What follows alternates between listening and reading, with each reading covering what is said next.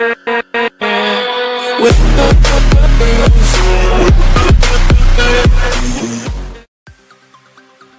Everyone, after A long time CBR 250 നിന്നും C9ലേക്ക് upgrade ചെയ്തു.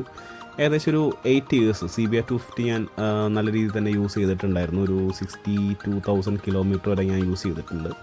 അത് കഴിഞ്ഞിട്ടാണ് ഇപ്പോൾ C9ലേക്ക് അപ്ഗ്രേഡ് ചെയ്യുന്നത്. എന്നാലും ഡയറക്റ്റ് C9ലേക്ക് അപ്ഗ്രേഡ് അല്ല, ഞാൻ CBR 250 നിന്ന് പൾസർ 150യിലേക്ക് മാറിയിട്ടാണ് C9ലേക്ക് അപ്ഗ്രേഡ് ചെയ്യുന്നത്.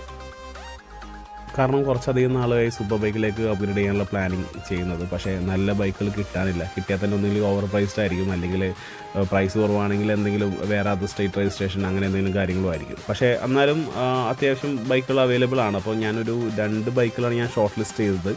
ഒന്ന് CBR 650F അല്ലെങ്കിൽ C800. ഈ 2 ബൈക്കുകളാണ് ഞാൻ നോക്കിയത്. കാരണം ഇത് രണ്ടും ഇൻലൈൻ 4 ആണ്. അത്യാവശ്യം നല്ലൊരു പവറും കാര്യങ്ങളും ഇത് പ്രൊഡ്യൂസ് ചെയ്യുന്നുണ്ട്.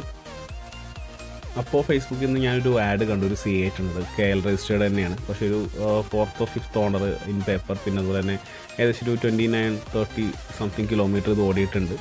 അപ്പോൾ ഞാൻ ഓൾമോസ്റ്റ് ആ ഒരു ബൈക്ക് എടുക്കാം എന്നുള്ളൊരു കൺഫർമേഷനിൽ ഇങ്ങനെ നിൽക്കുമായിരുന്നു. അപ്പോൾ അതിൻ്റെ പ്രൈസ് പറഞ്ഞതും എനിക്ക് ഓൾമോസ്റ്റ് കൺവിൻസ്ഡ് ആയിരുന്നു. ഏകദേശം ഒരു 5 പോയിൻറ്റ് സംതിങ് ആണ് അവർ പ്രൈസ് പറഞ്ഞത്. അതും KL രജിസ്റ്റേർഡ് വെഹിക്കിൾ കുഴപ്പമില്ല എന്നുള്ളൊരു ഡീസൻറ്റ് ഫിഗർ ആയിട്ട് തോന്നി. അതുപോലെ ഞാനിന്ന് ഒരു ഷോറൂമിൽ കൊണ്ടുവന്ന് ചെക്കൊക്കെ ചെയ്ത് നോക്കിയപ്പോഴേക്കും അത്യാവശ്യം നല്ല ക്വാളിറ്റിയും കാര്യങ്ങളൊക്കെ ഉണ്ട്. നല്ല രീതിയിൽ തന്നെ മെയിൻറ്റെയിൻ ചെയ്തിട്ടുണ്ട്.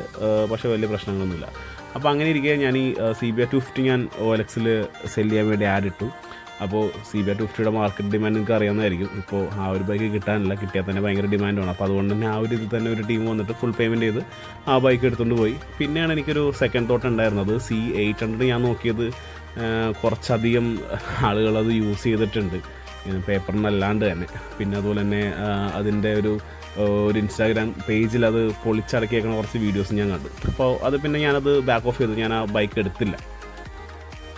അപ്പോൾ ആ ഒരു ടൈമിൽ കയ്യിലുണ്ടായിരുന്ന CBRും പോയി, C800 ആണെങ്കിൽ കിട്ടിയുമില്ല.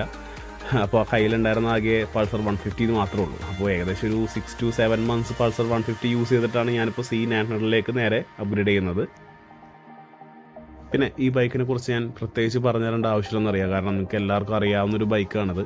കവാസാക്കിയുടെ C900 എന്നുള്ളൊരു ബൈക്കാണ്. ഇത് 2019 മോഡലാണ്. അതായത് ഇപ്പോൾ വരുന്നതെല്ലാം TFT ഡിസ്പ്ലേ, അതുപോലെ തന്നെ LED lights, riding modes, traction control, അങ്ങനത്തെ കുറച്ച് കാര്യങ്ങളൊക്കെ ചെയ്തിട്ടാണ് ഇപ്പോൾ വരുന്നത്. ഇത് അതിന് മുമ്പുള്ള ഒരു വേർഷനാണ്. 2019 ലാസ്റ്റ് ഒരു മോഡലാണിത്. അതായത് ടാങ്കൊക്കെ മാറ്റാണ് വരുന്നത്. നേരത്തെ അതിന് മുമ്പ് ഉണ്ടായിരുന്ന എല്ലാം ടാങ്ക് ഗ്ലോസി ആയിരുന്നു വന്നത്.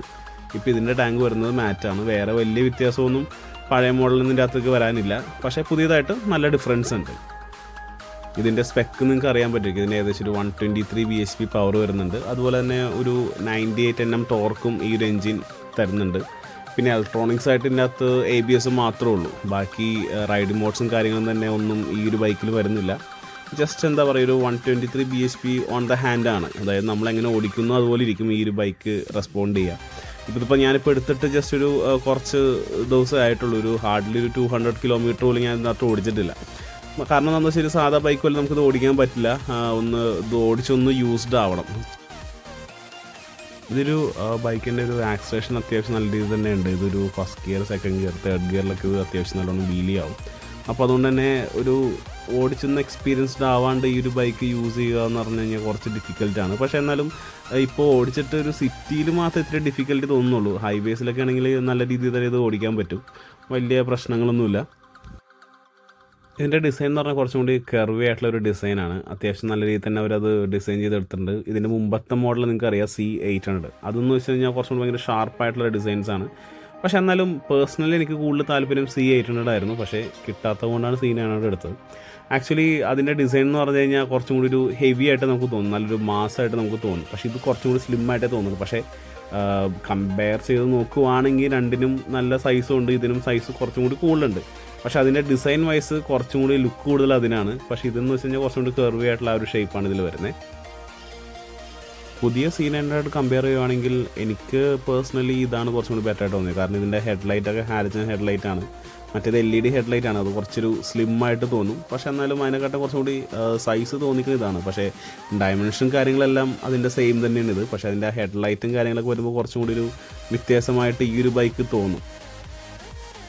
ഇനി നമുക്ക് ജസ്റ്റ് ബൈക്ക് ഒന്ന് ഓടിച്ച് നോക്കാം. ഇതാണ് ബൈക്കിൻ്റെ സീറ്റിലിരിക്കുമ്പോഴുള്ള വ്യൂ. ഏകദേശം നല്ല രീതിയിൽ തന്നെ എല്ലാ വിസിബിലിറ്റിയും തരുന്നുണ്ട്. പക്ഷേ നമ്മൾ ഇരിക്കുമ്പോഴേക്കും ഫ്രണ്ടിലേക്ക് കുറച്ചൊന്ന് ലീൻ ചെയ്തിട്ട് വേണം ഇരിക്കാനായിട്ട്. നമ്മളൊരു FC ഓടിക്കുന്ന പോലെ അല്ലെങ്കിൽ ഒരു CBR ഓടിക്കുന്നതൊക്കെ പോലെ തന്നെ കുറച്ചുകൊണ്ടൊന്ന് ഫ്രണ്ടിലൊന്ന് ജസ്റ്റ് ഒന്ന് ലീൻ ചെയ്തിരുന്നിട്ട് വേണം ഇരിക്കാനായിട്ട്. പിന്നെ അതുപോലെ തന്നെ അത്യാവശ്യം നല്ല രീതിയിൽ സൗണ്ട് വലിയ കുഴപ്പമില്ല. ഓടിക്കുന്ന ആൾക്ക് നല്ല രീതിയിൽ ഫീൽ ചെയ്ത് ഓടിക്കാൻ പറ്റും. പക്ഷേ പുറത്തുള്ള ആൾക്ക് അത്ര സൗണ്ട് കേൾക്കണമെന്നില്ല. പിന്നെ അതുപോലെ തന്നെ എൻ്റെ ടേണിങ് റേഡിയസ് കുറച്ച് കുറവാണ്. അപ്പോൾ അതുകൊണ്ട് തന്നെ U-ടേൺസ് ഒക്കെ എടുക്കുമ്പോൾ കുറച്ചൊന്ന് ശ്രദ്ധിച്ചില്ലെങ്കിൽ ചിലപ്പോൾ ഇത് വളയില്ല. പക്ഷേ നോർമൽ യൂസിനാണെങ്കിൽ കുഴപ്പമില്ല. നമുക്ക് വളവും തിരിവും കാര്യങ്ങളൊക്കെ നല്ല രീതിയിൽ എടുക്കാം. പക്ഷേ ഈ U-ടേൺസും ഷാർപ്പ് ടേണും വരുമ്പോഴാണ് ഇതിൻ്റെ ഒരു പ്രശ്നം നമുക്ക് വരുന്നത്. ഇത് സാധാ ബൈക്ക് ഓടിച്ചിട്ട് പോകുന്ന പോലെ തന്നെ നമുക്കിത് ഓടിച്ചിട്ട് പോകാൻ പറ്റും. ലോവർ RPM ഹയർ RPM മാത്രമേ ആ ഒരു പവർ നല്ല രീതിയിൽ പ്രൊഡ്യൂസ് ആവുള്ളൂ. ചെറിയ RPM സാധാ ബൈക്ക് ഒരു 150 അല്ലെങ്കിൽ 200cc ബൈക്ക് ഓടിക്കുന്ന പോലെ തന്നെ നമുക്ക് ഓടിച്ചിട്ട് പോകാം. വലിയൊരു എഫോർട്ടോ അല്ലെങ്കിൽ ഒരു സ്ട്രെയിനും കാര്യങ്ങളൊന്നും വരില്ല. പിന്നെ ഇതിൻ്റെ സൗണ്ട്, ഇതിൻ്റെ സ്റ്റോക്ക് എക്സോസ്റ്റ് തന്നെ നല്ലൊരു സീറ്റുമായിട്ടുള്ളൊരു വോയിസാണ്. ഒരു ഭയങ്കര ഒരു അഗ്രസീവായിട്ടുള്ളൊരു വോയിസ് അല്ല. എന്നാൽ ഓടിക്കുന്ന ആൾക്ക് നല്ല രീതിയിൽ ഇത് എൻജോയ് ചെയ്ത് ഇതിൻ്റെ സൗണ്ട് നമുക്ക് ഓടിക്കാൻ പറ്റും. പക്ഷേ എന്നാലും പുറത്തുള്ള ആൾക്ക് അതങ്ങനെ കേൾക്കണമെന്നില്ല. ഒരു സാധാ ഒരു ബൈക്ക് പോകുന്ന പോലെ ഫീൽ ചെയ്യുമല്ലോ. പക്ഷേ ഓടിക്കുന്ന ആൾക്കാണെങ്കിൽ നല്ല രീതിയിൽ തന്നെ സൗണ്ട് നമുക്ക് ഫീൽ ചെയ്യാൻ പറ്റും. പിന്നെ അതുപോലെ ഒരു ഹയർ RPM ഒരു 3-4 RPM മുകളിലേക്ക് വന്നിട്ടുണ്ടെങ്കിൽ ഇതിൻ്റെ ഒരു സൗണ്ടും കാര്യങ്ങളൊക്കെ ചെറുതായിട്ടൊന്ന് മാറും. പിന്നെ അതുപോലെ ചെറിയ സ്പീഡിലാണെങ്കിലും ഇത് ഓടിക്കാൻ പറ്റും. ഇതിന് അത്യാവശ്യം ടോർക്ക് ഉള്ളത് കൊണ്ട് തന്നെ എപ്പോഴും ഗിയർ ഷിഫ്റ്റ് ചെയ്യണമെന്നില്ല. ഒരു 4ാമത്തെ ഗിയറിലൊക്കെ ഇട്ട് ഒരു 30 സ്പീഡിലൊക്കെ ഓടിക്കാൻ വലിയ പ്രശ്നമൊന്നും ഉണ്ടാവില്ല. അതുകൊണ്ട് മാക്സിമം ഓടിക്കാൻ പറ്റും ചില സമയത്ത്. എന്നാലും ഹയർ RPM നല്ല രീതിയിൽ പവർ തരുന്നുണ്ട്. ഓവർടേക്ക് ചെയ്യാനാണെങ്കിലും അത്യാവശ്യം സ്പീഡിൽ ഓടിക്കുകയാണെങ്കിൽ നമുക്ക് പെട്ടെന്ന് ആക്സിലേറ്റ് ചെയ്യും. അപ്പോൾ അതുകൊണ്ട് തന്നെ ഇത് നമ്മളെ റോഡ് കണ്ടീഷൻ വെച്ചിട്ട് നല്ല രീതിയിൽ കെയർ ചെയ്ത് ഓടിച്ചില്ലെങ്കിൽ പല ഇഷ്യൂസും ഉണ്ടാവും. കാരണം അത്ര ആക്സിലേഷൻ വരുന്നതുകൊണ്ടാണ്. പിന്നെ അതുപോലെ നമുക്കൊരു ജസ്റ്റ് ഒരു ആക്സിലേഷൻ ചെയ്യാൻ തന്നെ ജസ്റ്റ് ഒന്ന് കൈ നിർത്താൻ മതി. നല്ല രീതിയിൽ നമുക്ക് കയറുമ്പോൾ